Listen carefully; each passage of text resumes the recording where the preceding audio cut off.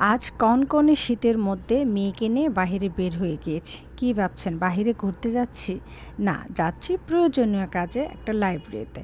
আর সে যেহেতু মেয়ে এসএসসি পরীক্ষা সামনে, তাই ওর জন্য কিছু টেস্ট পেপার কিনতে গিয়েছি। আর এই লাইব্রেরিটা আমার বাসা থেকে একটু দূরে হলেও সব ধরনের জিনিস, অরিজিনাল যত ধরনের বই, খাতাপত্র যা যা আপনার প্রয়োজন সব এখানে পাওয়া যায়। তো আমি এই লাইব্রেরি থেকেই বেশি কেনাকাটা করি।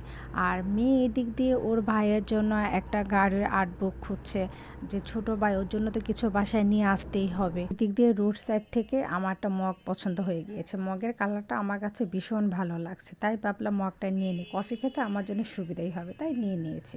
তো দেখেন এখানে কতগুলি কলম, ওর জন্য পেন্সিল বক্স, এগুলি নিয়ে নিলাম। এই প্লাস্টিক এই বক্সটা নাকি এইগুলি এসএসসি পরীক্ষার সময় এইগুলি সাথে করে নিয়ে যেতে হয়, অন্য বক্স নাকি অ্যালাও না। তাই ওকে এই বক্সটা নিয়ে দিয়েছে, আর কতগুলি কলম দিয়েছে, ওর কোন কলমটা লিখতে ভালো লাগে সেটার জন্য।